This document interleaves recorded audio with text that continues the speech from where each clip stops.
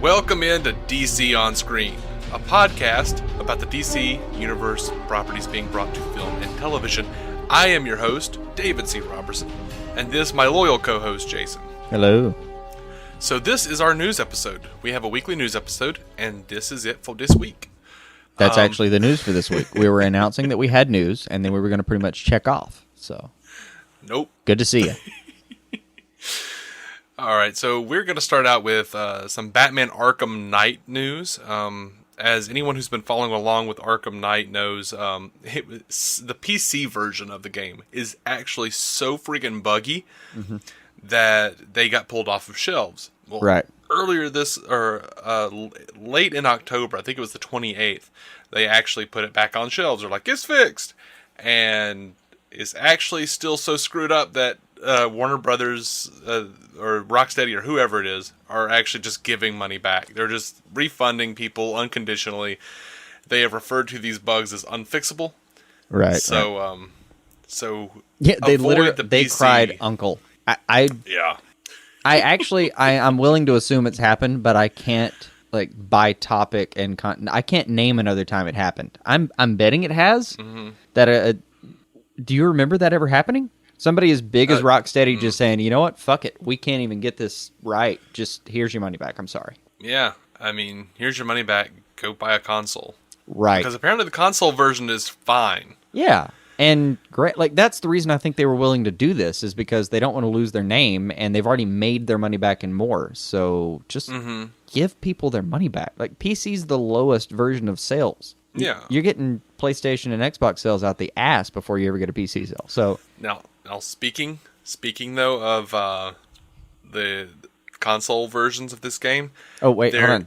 How much were you hoping that they released a patch where one of the players, the available players, was Exterminator, and it happened to be the one that fixed the game? You have to play him, and then the game suddenly gets fixed. That'd be kind of fun. It would be. And cruel as all hell. So, for anybody out there who is still planning on eventually buying Batman Arkham Knight and haven't gotten around to it yet, I know you're one of these, Jason. I am. And you haven't decided whether you're going to invest in a new Xbox One or a PS4. Turns out, even though it shows that it's going to be available at some point on the Xbox version, the 60s Batman skins will not be available on Xbox One. It'll only be available on PS4. And also, here's going to be, I think, the clincher for you. This is why you're probably going to be buying a PS4 soon. Oh, damn. I didn't see that coming. Yeah. Here's the clincher. Okay. All of the extra Scarecrow levels only on PS4. Oh, fuck me. So you might as well go ahead and gear up for a PS4. I'm not used to the the PS buttons. I mean, you're right. You're absolutely right. But damn it. Yeah, that's gonna suck, man. I'm just gonna have to rent the entire console and play Halo 5 one weekend, and then just call it a day. Go back. Right. Oh well. Oh well. Now, speaking of those same Arkham games, Grant Morrison, they were asking him about what were they asking about his Arkham Asylum comic being made into a game? Yeah, it was in a rambling interview, which I don't know if anything ever other than a rambling interview exists with Morrison, because it's Grant Morrison. Your best intentions as an interviewer are bound to be derailed. But yeah, well, they wondered if he would ever kind of conceive of an Arkham Asylum movie, and then his retort was kind of, well, you've seen the game, right? Right. He says that they made that fabulous game, the first Arkham Asylum game, which I thought was amazing. By the way, I'm really holding back. I really want to try to do that an awful version of his accent, and I don't want to subject you to it. No, I understand. I understand. And he says for a few seconds it's cute, and then for this length, come on. Yeah. The first Arkham Asylum game, which I thought was amazing, and the last one was probably the best Batman artifact ever. The first one and the last one were great, so having had the experience of going through Arkham Asylum in that game, with tactile nature of it in the sense that you were really Batman, and the scale that they built into the game, I don't know if they could do a film as good as the game. I'd be interested to see them try. That is an opinion that Jason and I both had while we were playing through Arkham Asylum and Arkham City. And definitely those two. I kind of bowed out on the others, but Yeah. yeah, But I'm not your fault on that. Morrison has I've our played back 'em. You're on okay. opinion. Yeah. But they have like the Arkham tapes during the course of those games that are especially during Asylum very much focused on the origin of Arkham as an institution. Like they feel, if not derivative, at least related to Grant Morrison's absolutely infamous and indefamable Arkham Asylum. Yeah. So, I mean, I agree with Grant. When has that not happened? Around the point where he was following blobs of silvery goo into space and learning about the nature of the universe. Oh, well, that happens. He also wrote that song with Lennon one time. But he did kill Damien. Damien. Yeah, That's true. that helps. But I like Damien. I have always liked Damien. So. Yeah. He reminds me of Alexander from Star Trek: The Next Generation. Worf's son.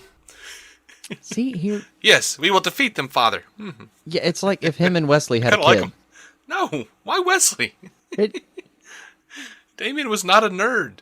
no, but he... He wasn't lame. He was a little dick. I liked him. Yeah, but he was probably as clever as Wesley. Yeah, maybe. Anyway. Different On to some problem, movie different news. franchise, different things. Let's not get into that. Wait, The Fire was stoked. There's a new series. Which is, okay. Yeah, they did announce. CBS did announce a new Star Trek series, and it's gonna.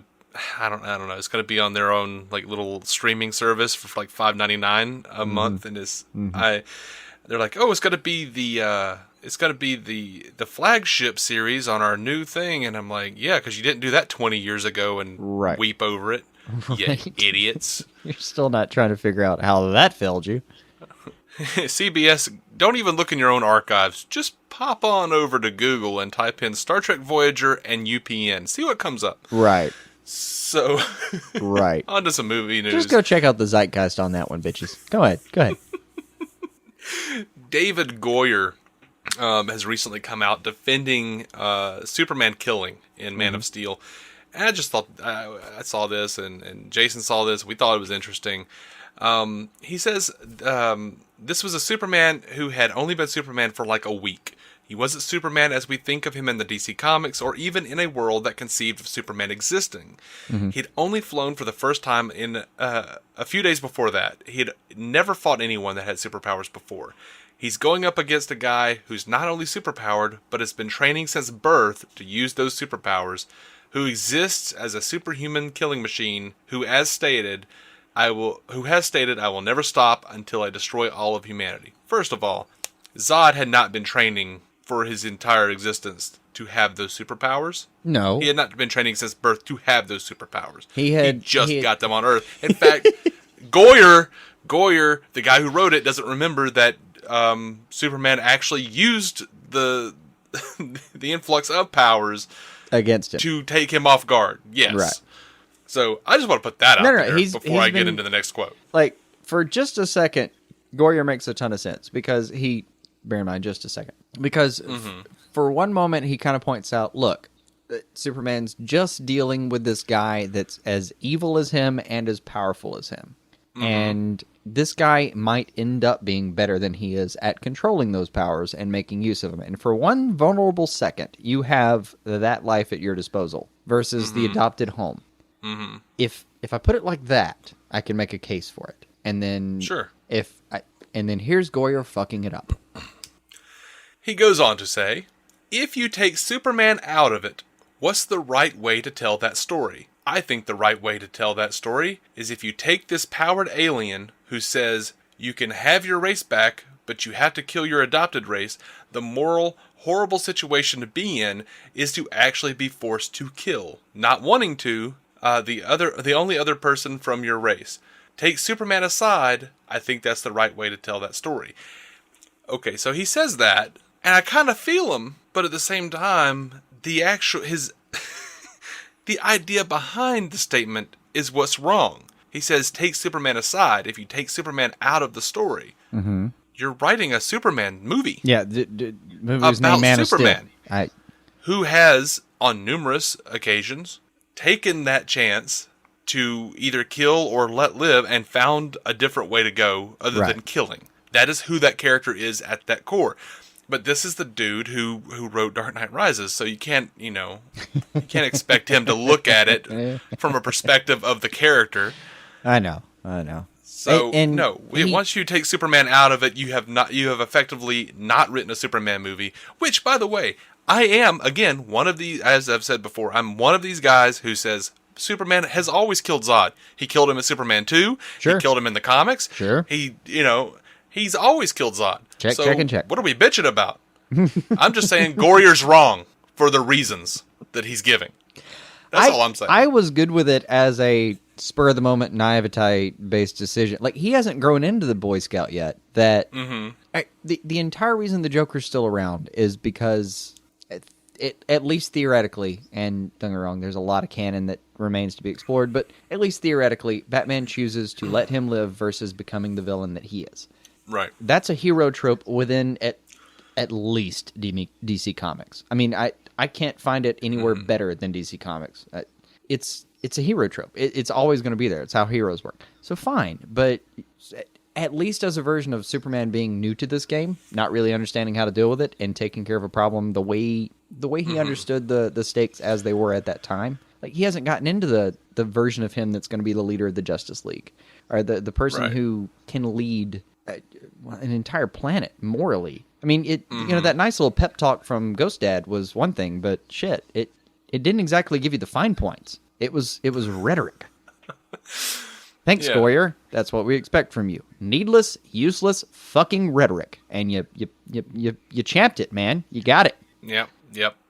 So, like I said, though, not necessarily against Superman killing. It is the catalyst in the comics for him to be like, I will never kill again. Sure. Well, that's all right. I mean, every hero's got to have a murder to have a moral, to suss out their moral standards.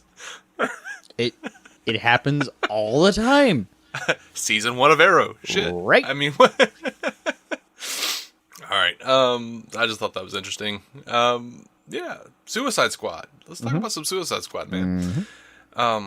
I think I hate David Ayer. I may hate him. That remains to be seen. Ayer. But he also may be giving us a great movie. So it may be absolutely futile for me to hate him. He might be, but for the wrong reasons. I don't know, man. He said this. This is David Ayer. All these movies are about defeating the evil alien robot from fucking Planet X before it destroys the world with its ticking clock. And who the fuck cares? But you do a story about struggle and isolation and people who have been shit on that suddenly get thrown into this lifeline. That's not so bad. So, first of all, he thinks his movie is not so bad. Okay, I like to think of this as comic book movie 2.0. Yeah, I would like to hope that the movie's not so bad. And so far, I have every reason to believe that. He's gonna be wrong about comic book movie 2.0 because as many variations as there have been, we've tried a few things. We've tried the story about a hero. We've tried like Ant-Man's a different kind of fucking hero movie for me. It loosely put the stakes on, but it's a very quiet story. And you put it next to the story that he's telling. Like, he's really referencing Avengers 2. I mean, and really Avengers 1 as we go. Like, no, he's not. Yeah. He thinks he's referencing that. But he hasn't seen it and he hasn't paid attention to it. If he thinks that's what comic book movies are, then he's an idiot. And I don't trust him with my franchise. Well, not entirely. I don't like anyone who's that... All right, let me put it this way. It disconcerts me that he's that aggressive about it, that he's that reactive. But he may also... If it's just because he's into his thing, because he wants to tell a story about a bunch of people who aren't supposed to be heroes, who end up being heroes. Like, if he's just trying to tell an anti-hero story, that's fine. All of this will play just fine. I mean, he doesn't have to be telling a story about the world ending. He just has to be telling a story about a bunch of people who implicitly even might otherwise kind of bring that about themselves. I mean, there's a fucking Enchantress involved, for fuck's sake. So, but when he says he seems to be picking on Marvel specifically, because I don't know of any other company who's done any kind of thing with evil alien robots. I know, recently. I know. But when he says, if it's but only you do a context story, and timing, it definitely feels like he's talking about it. But he says, but you do a story about struggle and isolation and people who have been shit on that suddenly get thrown in this lifeline. This first thing I thought of was not Suicide Squad. The first thing I thought of was Sin City. Oh, I didn't at all. I actually thought of Iron Man. As he described his own movie. Oh, yeah, no, I didn't think of that. But which was a great movie. Thank you, Favreau. Which actually kind of goes really well with some listener feedback we got. Randall Smith sent us an email and says, why do the Warner Brothers DCEU staff, Zack Snyder and various actors included, and we can throw David Ayer in, constantly throw insults at Marvel Studios? Is it jealousy, or is it possibly a corporate culture at WB that convinces them that no matter how poorly some material is received by fans, their methods is right no matter what? I'm so glad we have people like you to hold their feet to the fire. Keep up the good work. Well, thank you, Randy. Yeah, we can be bastards if the world needs that. We're there. Yeah, we could do that. But I personally think I mean, nothing else we're equipped for, but we can be dicks. Yeah, I honestly don't think though that there's a corporate mandate to be dicks. I think that they are just.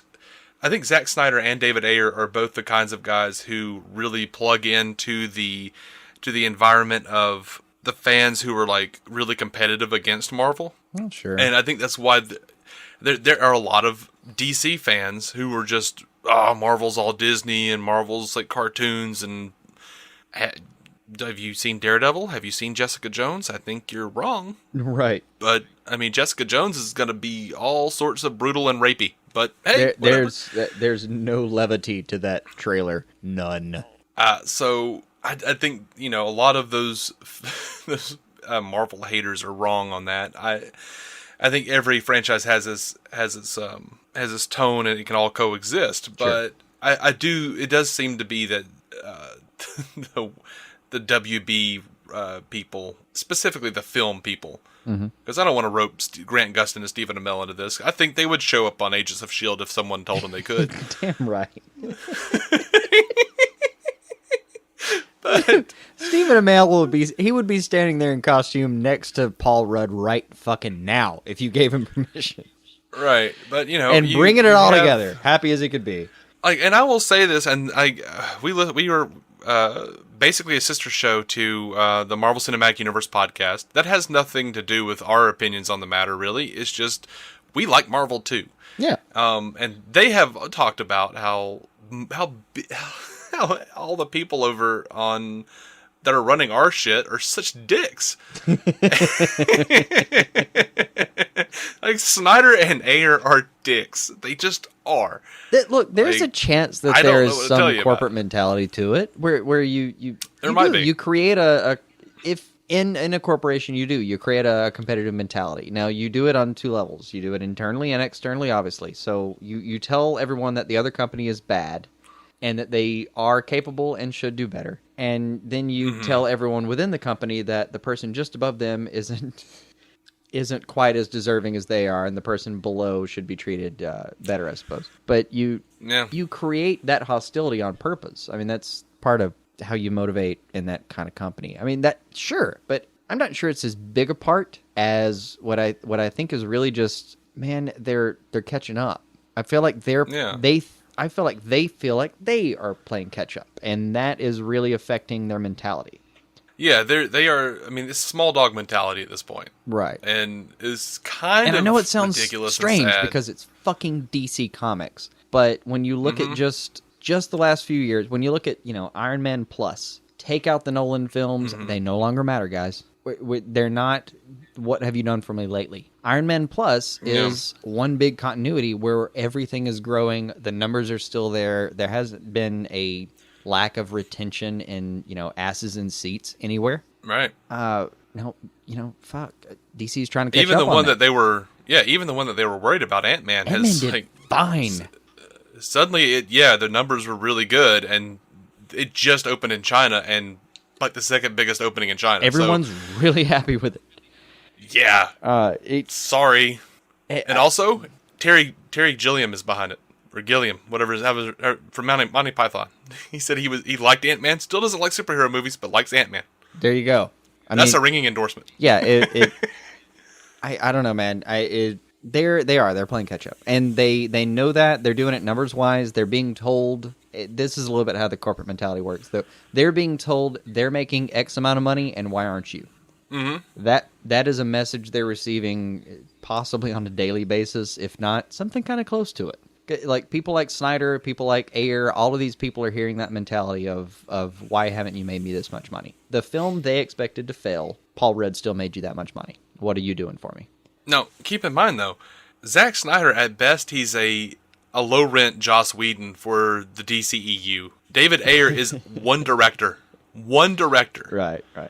They're nipping at Kevin Feige's heels, the man who is crafting an entire universe, who's over all of the, Joss Whedon's and subsequent directors, right, over at Marvel. And so they built it differently because too. DC, like Suicide Squad takes a step that they haven't taken because they're trying an ensemble as part of the base of the pyramid, where Marvel didn't. Yeah, we tried single characters. But I'm just looking at this as like there is no Kevin Feige at Warner Brothers, and if there is, it's kind of Zack Snyder, but not really. I think it is de facto Zack Snyder right now. Right now it is, but if we're looking at whether or not I'm going to side with Kevin Feige, who has, by the way, been nothing but full of class the entire time. Like, he's responded to all of this going, well, yeah, it was not saying we're going to be better than DC or worse, but, we're trying, we're doing what we want to do, and I think they're just different properties. Yeah, no, his and you have, like, that response to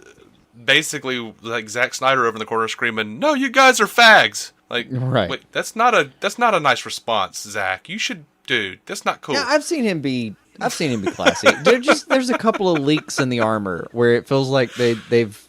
It's just a couple of times where it sounded like a Chihuahua talking to a bigger dog instead of just I actually have. two people. I have noticed Zack Snyder calming down since David Ayer started speaking, because Ayer is worse than Snyder. Yeah, like, that's Ayer the other thing. awful. I haven't. This is what excites. I haven't heard Ayer get really fucking like.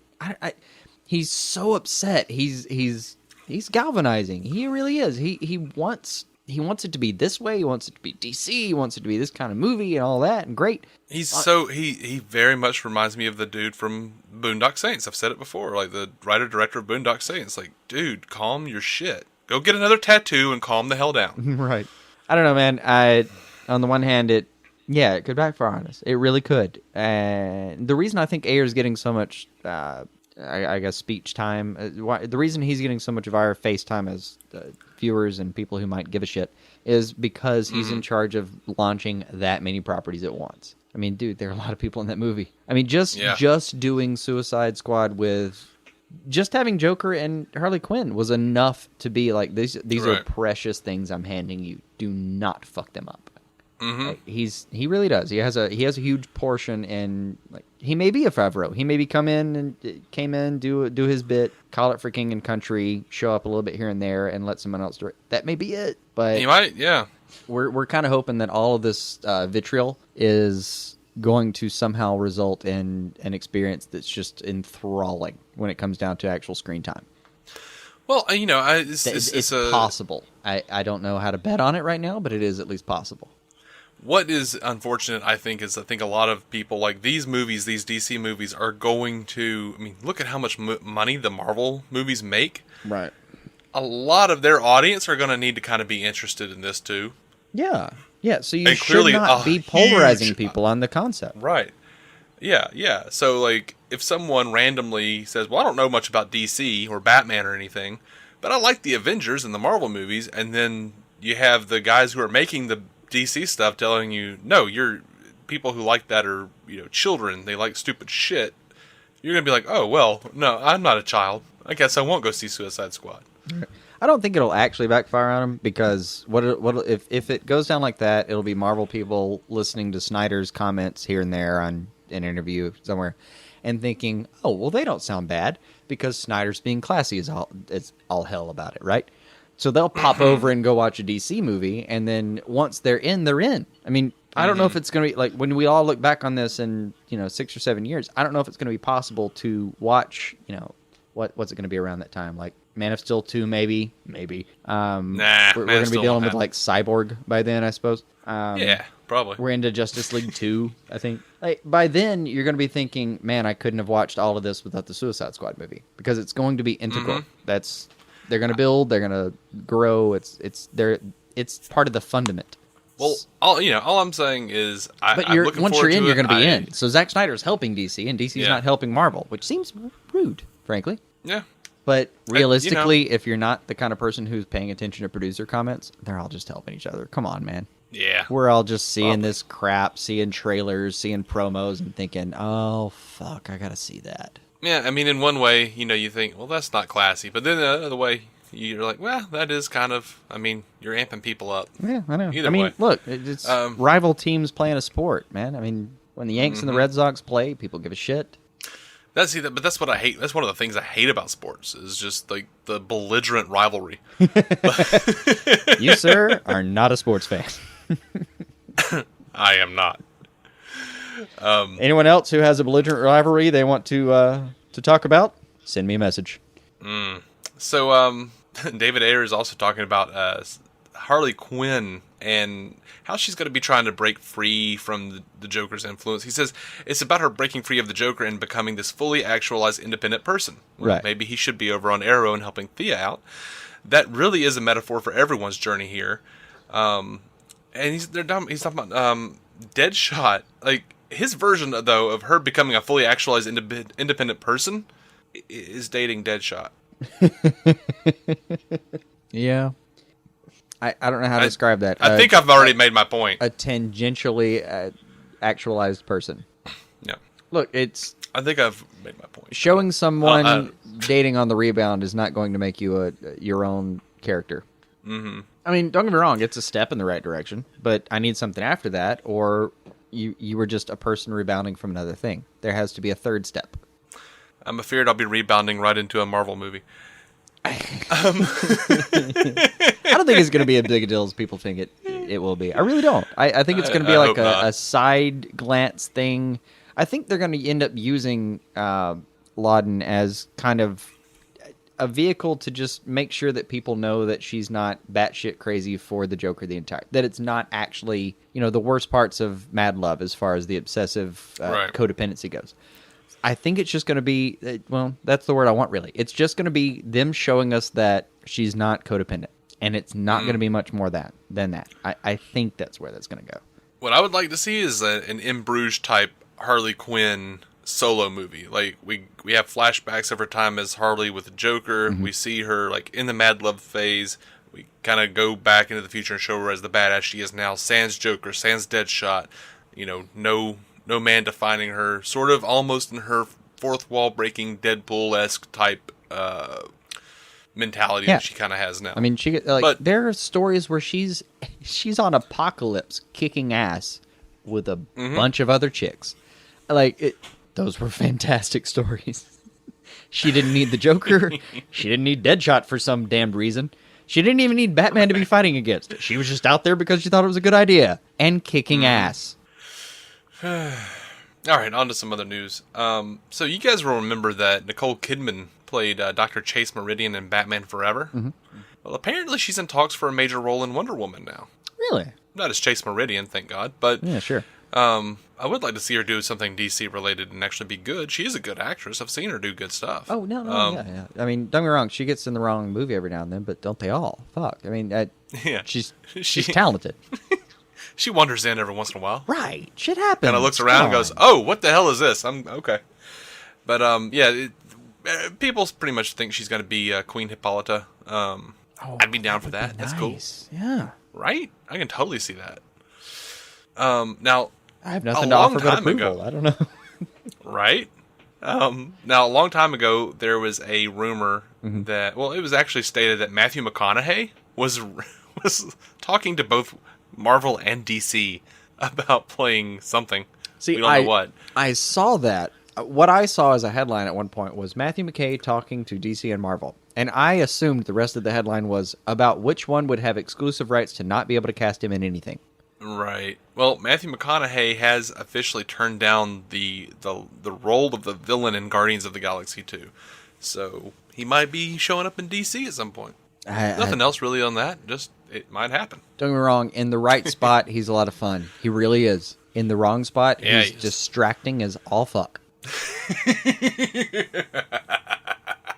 You know what I mean, right? Yes.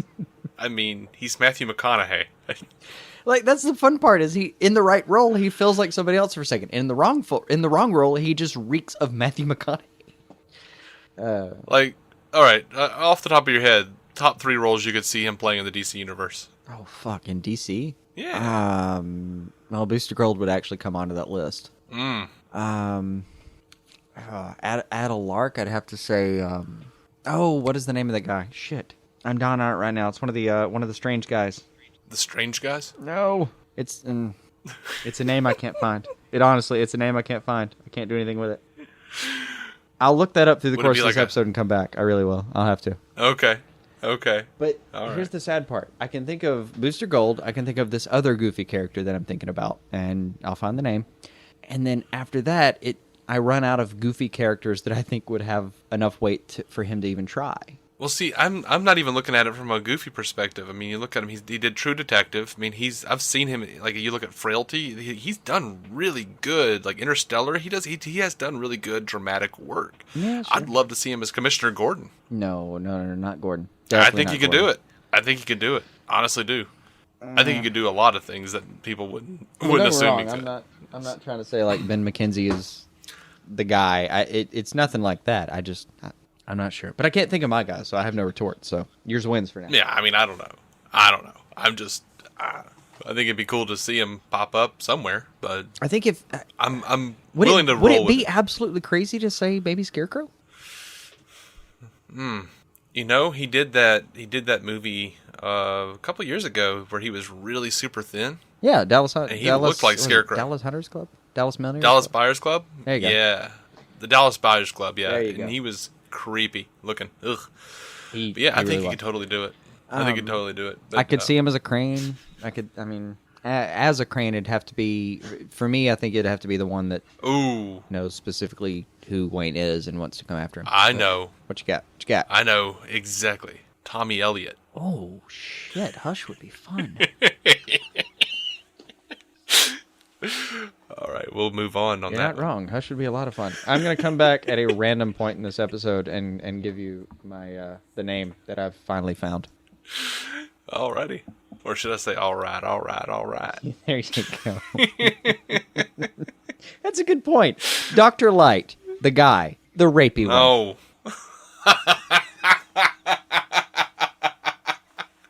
Rapey Dr. Light. Okay. All right. So there is a huge rumor going on from Joe Blow, which is a pretty reputable, site as far as movie rumors go. They've had some scoops that the first Batman movie, the solo Batman movie, is going to be basically under the Red Hood. That it's going to have, Red Hood and Nightwing is going to be there, and Joker, Jared Leto's Joker, and Affleck are going to go head to head, and Joker and Red Hood will be two separate villains, obviously opposed, but also opposed to Batman in the picture. If you've seen Batman Under the Red Hood with what was it? Was it Bruce Greenwood? Was that who he was in playing Batman? And Jensen Ackles as Red Hood, and John DiMaggio as the Joker, and NPH, Neil Patrick Harris as Nightwing. Yeah, I think you have all those right. Yeah. It would tank the rest of the franchise. The rest of the DCEU would just fall, but I would happily watch Neil Patrick Harris as Nightwing while that happened. I would not. It wouldn't work. I would be very upset. Never saying it would work. I'm just saying it would amuse the fuck out of me on the way out. It would amuse me, but I don't want to see it. We can't have all the things. We just can't have all the things. That's all. That's what it comes out to. So, I mean, I don't know if that's going to be a real thing, but I'm down for it. I just kind of wish that they hadn't made it into a full-fledged animated movie, which was actually a pretty damn good movie, if I'm being honest. But whatever. I don't know. Maybe they'll do something new with it. I mean, the rumor does say that it's Dick Grayson as Nightwing and Jason Todd as Red Hood, so that would put to rest a lot of issues. If they actually announced that before Batman versus Superman, I would be really happy. Just go ahead and announce that, please. That would just make you happy on a very personal level. And it would put an end to all these idiotic things. Yeah. Rumors. Like, just making sure that we know that Grayson ends up as Nightwing and Todd ends up as Red Hood. Like, that takes out a lot of the... So much noise is gone. It just gone. Mm-hmm. And it would make a lot of us more calm as the premiere looms. Well, I'll tell you who is not calm. The people watching Supergirl. Supergirl, dude, it scored a 3.2 in adults, 18 to 49. Mm-hmm. Very nearly 13 million viewers. That's 12.94 million viewers. That is holy shit numbers. That's the best for series premiere this fall. Easy. They have beat the pilot for Gotham last year. Let's put it this way. They're walking away with all the chips. Yeah, like they're walking away with all the chips. When DC was coming out with show, like Arrow hit 3-something million, Flash hit 3-something million, but it was a little bit higher. Gotham was a huge success because it hit 4.9 million, and people thought, "Oh shit, we got it. We're in the 1.6's share. We're yay." No, man. You weren't. 12.94. Yeah. So we're absolutely clear about whether people, cared about a female action hero. 12.94. Mm-hmm. Drop the mic and walk away, guys. Honestly, just cancel the rest of the series. You can't go uphill from here. And yeah, don't air episode 2. Walk away and burn the tapes. You'll be a legend. We can confirm those numbers too because we got more than twice as many downloads as we normally do on the Supergirl episode. Yeah, just the Supergirl episode was people strolling in. Yeah, just huge. So that was like the big. We knew it was going to be big. Normally a tight group of misanthropes, but some hopeful people wandered in from the side stage. Yeah, welcome to have them, but damn. Welcome aboard, guys. Right, shit. Prepare your world. All right, actually popping over to Gotham now. Mm-hmm.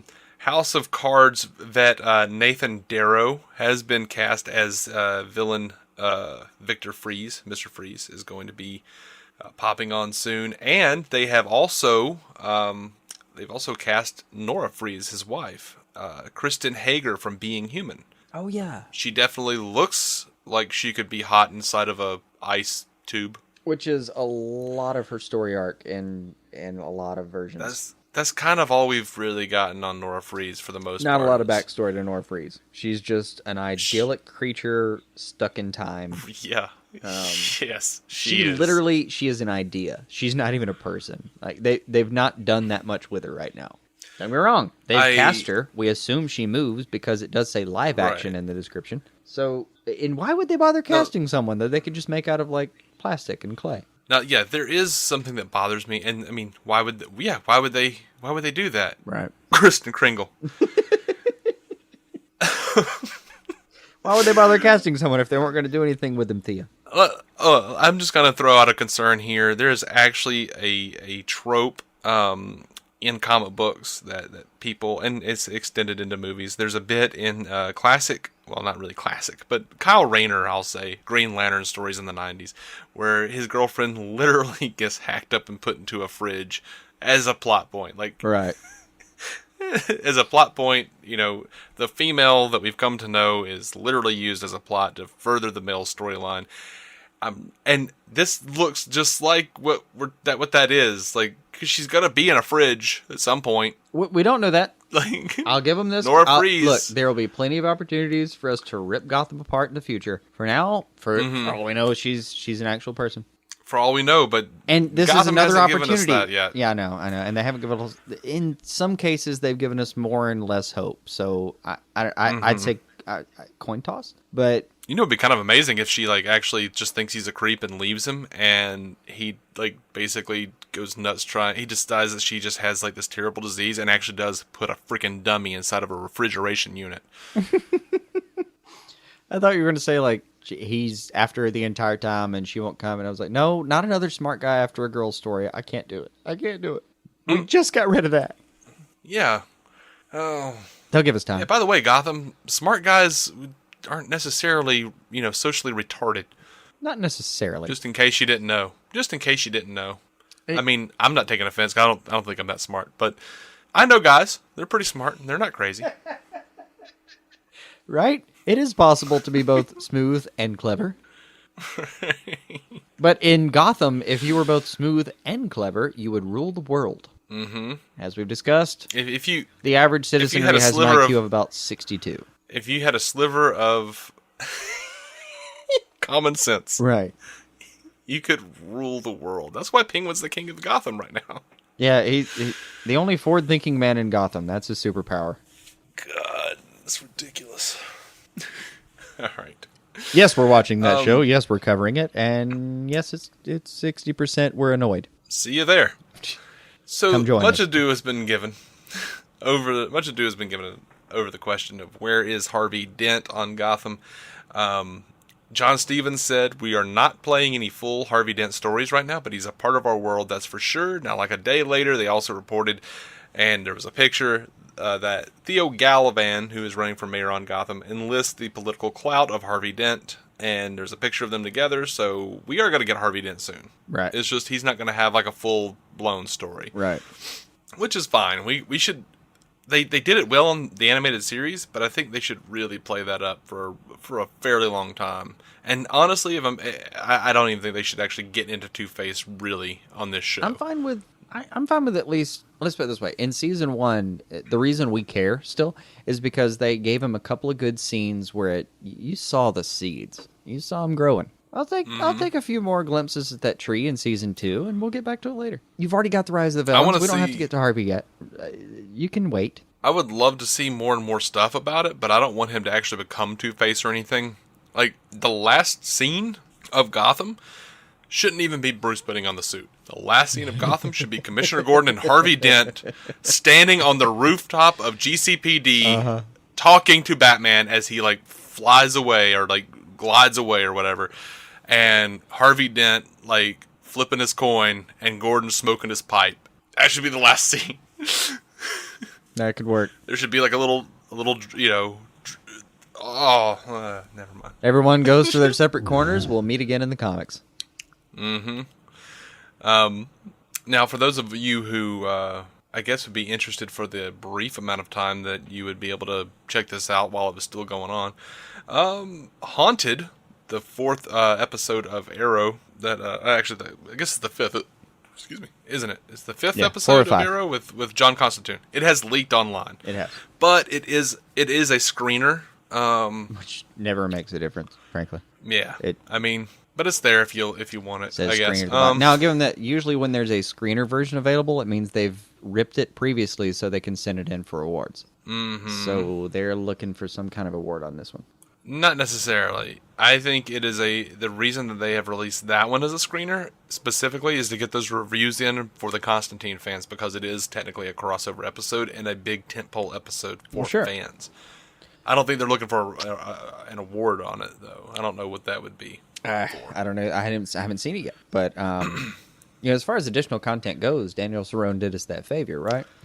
Like, we've got 114. Like, we've already mentioned this on previous shows, but the EP of Constantine just dropped episode 114. Go find it on Dropback. This isn't like a pirated thing. This is totally legit. Don't feel bad. Go find the thing and fucking read it. Yeah, it is episode 114, the unproduced, I guess, kind of final episode of Constantine. I guess it was the last one written. Final for now, I suppose. We have read it, and now, I remember them saying they had a couple episodes available. Like, I think I remember them saying they had 2 or 3 like written. Oh, did they? Yeah, this was a while back. There's some Googling to do. Well, we are going to review that one. We are in the next episode. We are, and dude, Daniel Cerrone, if you want to release a few more, we'll read those and review those too, buddy. We'll eat them alive. Absolutely, and thank you. Now, apparently they did, the Arrow crew did have a hard time getting John Constantine on the show. Yeah. Like, this is a one-off. If it's popular, they might do it again, they say, but Matt Ryan was talking about how hard it was. He says, they moved heaven and earth to get me here. I was starting rehearsals for a play with Keira Knightley in New York on the 1st of September. And originally, where the episodes sat in the season, I wouldn't have been able to do it because of my schedule. But everybody just pulled together and moved some things around and really made it work. Now, what they wound up doing, though, is like changing the production schedule completely. Right. Which is just ridiculously hard to do. It is. He used the phrase "move mountains," man. They're not wrong. There's a lot of wheels in motion for just a single episode. So yeah, they made it work though. It was worth it, and I feel like it's worth it. And I haven't seen it, but I'm willing to bet it's worth it. And Matt Ryan was certainly appreciative. He wanted to do it. Now he also says a couple other things. He says, talking about his character on Arrow, he says there are certain things that he's doing. He's like picking up a sword and fighting with it that are slightly different. What's great about that episode is that John comes into this Arrow world and everyone doesn't believe or doesn't know about these occult worlds beyond ours. And John's just like, look, this is the way shit is. And he's an arrogant bastard as well, so everyone's a bit thrown off by him. Just putting the trench coat on for Arrow, it did kind of sadden me a little bit. There are 300 issues of that comic book, and there are so many great stories to tell. We were just getting started, man. Yeah. And I weep at the sadness I imagine in his voice when he says we were just getting started. Yeah. We've already gone into that, I suppose, but damn it. Yeah. And we'll go into it more in the next episode. We damn straight will. But come on, look. Constantine sword fighting. And he's I'm down. Yeah. And he's apparently for Arrow, for some of the plot for this episode is going to be that he's going to explain to them, you've been dealing with the fascia. There's a whole set of worlds you've never even seen, never dealt with, never fought against. All of that's out there, and it wants you. Fan-fucking-tastic. Mm-hmm. And it leaves the big question for me personally is there was the rising darkness. That's the phrase they kept using. All of that was available on Constantine. That was the big bad. We didn't know where it was going exactly yet. There was a lot of stuff, a lot of wheels in motion, but the rising darkness was there. And we go over to a series where you have your main bad guy this season is Damien Dark. I'm not saying you make him that on the nose, but can we address the rising darkness? I really hope so, man. It would make me so happy. And conversely, it would make me extremely sad if they don't. Yeah. On one show, Satan's mad. On the other one, come on. You've taken the stakes out a little bit. I don't know. I don't know. I want more. I want more of everything. I know. That's all I know. I understand. And luckily, we're going to get it because at least several of the shows have not been canceled yet. So, yay! Hey, look, maybe the reviews do extremely well. I mean, or the actual ratings do extremely well. Yeah. I'm hoping, once the DVRs get involved, they do look at downloads. They don't like to admit it, but they do. Even pirated downloads, they look a little bit. They don't, they won't admit it, but it's there. Oh, they look. They know. There is definitely, there is a, I was just reading an article about it, and I didn't think that we would even be talking about it, but, there actually is an organization that the networks use to find out how many episodes or how many times episodes have been downloaded. Right. Which is on torrent sites. Really hard to get. It's hard to keep track of. It's not even like a situation of like we're going to crack down on these people. There's no, we want to know how many people are watching here. Right. I mean, of course you would want to know. Of course you would.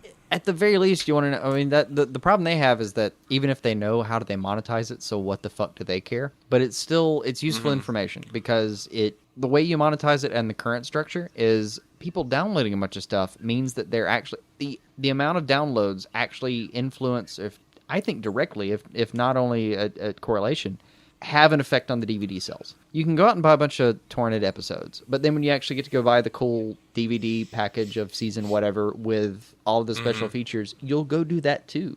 And in some cases, the downloads helped you get to that point where you were willing to go drop that money. Mm-hmm. I'm not saying it's ideal. I'm just saying they're aware that is the thing that happens. Well, there's the other thing where, you're a big fan of it, you want it, but you can't afford that and all the merchandise that you want from it. Right. So, not even DVDs, but if there are lots of different reasons why people do that, and also with as many DC shows are coming out right now, 3 of them being in canon with each other, that's becoming more and more of an important necessity, I think, for especially with their like demographic being 18 to 45. Man, them folks is broke. A lot of them. Like, college students can't do anything, but what they can do is download something off of a torrent. Right. Shit happens. And so anyway, you find a way to that's the fun part, is you find a way to get to the property you love. And let's face it, these aren't just normal properties. These are comic book properties. We've loved them for long before we had the chance to see them on an actual screen anyway. Right. So you'll fight heaven and earth yourself to go find the actual content, watch it, get it under your belt, and then when you get the chance, you'll go drop your money. Mm-hmm. But pretty much. We're past the point where there's any kind of barrier, where if you really want to see something, you can go find it. Yeah. Doesn't mean you're not going to show your respect and drop your Benjamins. I'm going to pop over to The Flash now. Oh, absolutely. Talk a little bit about some stuff over there. Absolutely.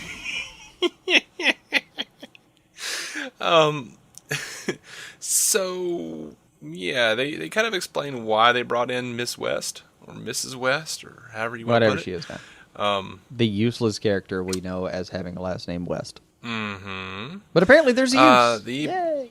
The EPs say, we always hated on TV shows that it's year 2 and somebody's like, well, Cousin John's coming. And it's like, oh, good old Cousin John, who no one ever mentioned before. It was always weird. The notion that they don't know Wally was sort of where that came from. And then that was the idea that Francine was still alive, and then that whole storyline.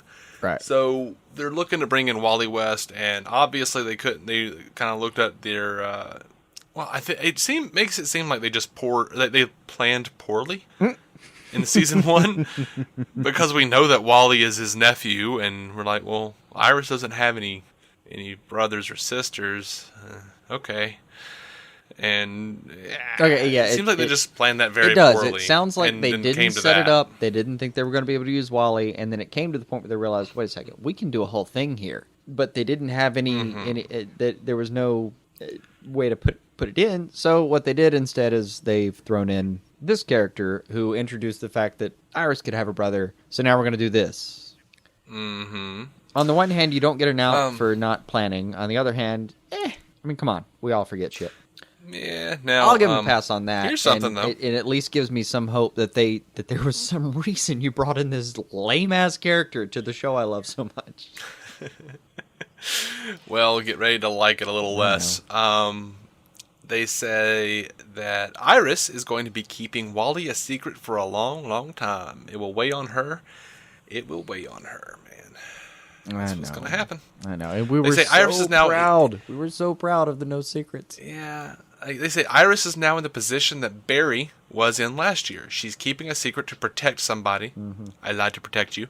Mm-hmm. And she's going to find that for all of her anger at Barry and Joe from last year, keeping this secret is not going to be so easy, and it's going to be on her before she finally decides to take some action in an upcoming episode. Now look, they're saying that we're not going to meet Wally until the later half of season 2, so hopefully we won't be dealing with this secret for too terribly long. Yeah, I don't want it to be like plot B or even C. Honest, I don't even want it to be plot D through the rest of it is plot D. Is it? It's the dick plot. To be plot D? Yeah. It's the dick plot. That aside, we don't want it, and they were dicks for bringing it in. Right. I don't even want it to be that. I just want it to be something that, like, every few episodes, there's maybe a minute and a half of screen time about it. Every 3 episodes, that might work for me. It just come on, we have done it. We've done it all. How many times? It was a few months ago. We've called for the burning of the "I lied to protect you" card over and over again. We have, and we had hoped for hope, but we may have found failure instead. I'm going to pop over to something kind of really fun, though. Do that instead. And this is why we have hope. Stephen Amell put out a tweet. He says, "My last scene." That one. I know. My last scene on the Flash Arrow crossover ended like I thought it would, with me and Grant Gustin spooning. Now, the people who actually, I can't remember who it was. There's some fanfic people in there that just lost it, I'm sure. Yeah. Now, someone, whoever wrote the article, they followed that up with it reads, last seen on the Flash Arrow crossover ended like I thought it would, with me and Grant Gustin spooning. Steven, 35, joked on Twitter after they wrapped. I love how they throw in the 35, because it's almost like they're saying, you are too old to be making this kind of stupid-ass joke. Yeah, I don't know what that is. There was a picture right by him. I assume they were just, like, internally, they were just like, I can't believe this guy's 35 years old. And just typed it without thinking about it. And no one caught it and moved on with their day. Like, it just... Right. It's like a 22-year-old. Like, it's just the way it seemed. It was like, so this is the dumb thing he said. And he's 35, by the way. Also, a 35-year-old. This man is in charge of a child. Later that day,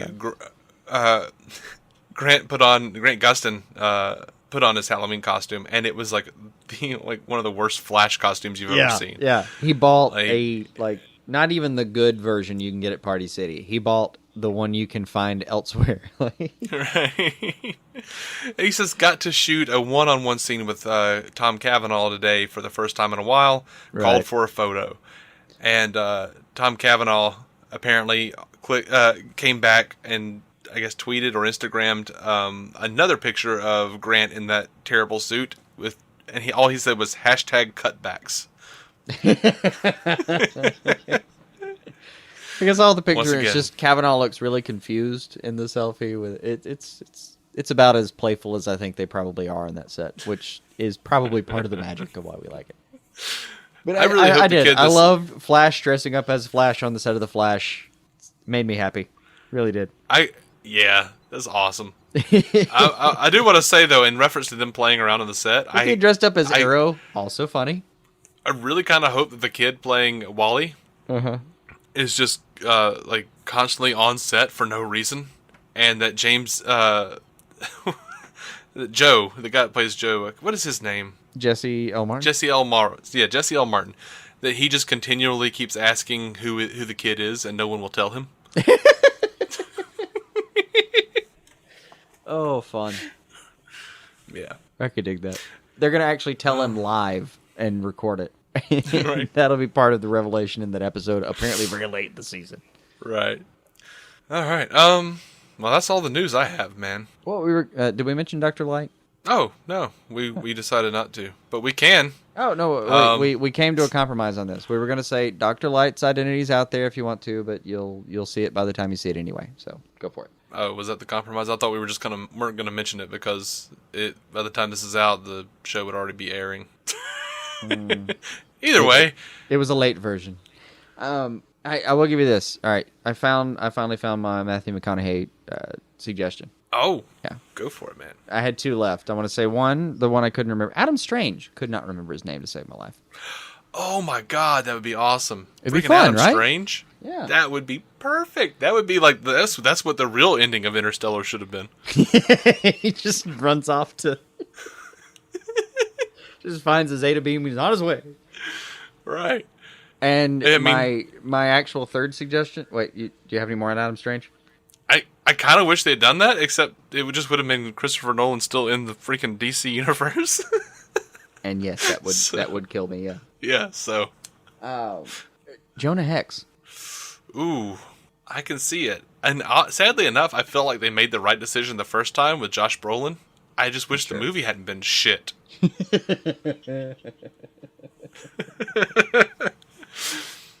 Sure, and completely wrong. I think a McConaughey Jonah Hex would kind of a little bit kill it. He would be good, man. He would be. He really would. He would be good. He should just be the DCEU version of Wally West. Like from the future. Yeah, well, the aged version? Because, my Wally West is very young. But if you use the older version, I could get behind that. Yeah. I don't know. I would probably take, oh, shit, dude. Guy Gardner. Oh, God, that'd be good. Right? Oh, that'd be amazing. I would. Love seeing him in that shitty-ass haircut, too. It made me happy just to see him in that haircut. No. Yes, sir. No, Jason. Hey, you brought it up. You brought the hair with it. I know. It's not my train, man. I'm just riding it. Oh, man. All right. I think that's gonna do it for us. Fair enough. First of all, thank you to our fans and listeners who wrote in, Randall Smith, and also thank you to Christopher White. He sends us a lot of news, and it's always really cool and helpful, and we really appreciate it, man. No, yeah. We've bordered on missing something here and there, and remembered, like, oh yeah, didn't Christopher send that? Fuck yeah. Yeah. So always bringing the good stuff. We are DC On Screen, and we are a proud member of the Giant Size Team Up Network. You can find us on iTunes. You can find us on Stitcher. And if you'd like to contribute to the show in any way, first and foremost, I'd ask you to go and give us 5-star ratings on iTunes and Stitcher and some good reviews. Those really do help us out. We do enjoy your feedback, and we will talk to you about that on the show and call you out. Have a good time. If you are looking for a similar podcast about the Marvel Cinematic Universe, go check out our friends Matt Carroll and Jeff Randall on the Marvel Cinematic Universe podcast, or MCUcast.com. You just said Marvel like 18 times. I know, we said Marvel so many times in this episode. It's cinematic. That'll get you. Marvel every time. Cinematic Universe podcast. Well, no, I always want to say DC Cinematic, and there's no DC Cinematic Universe really. There's not.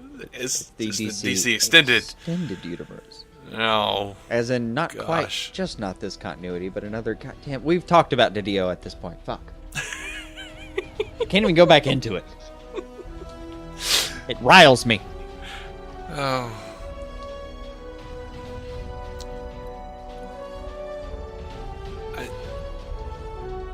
Until next episode, keep some DC on your screen.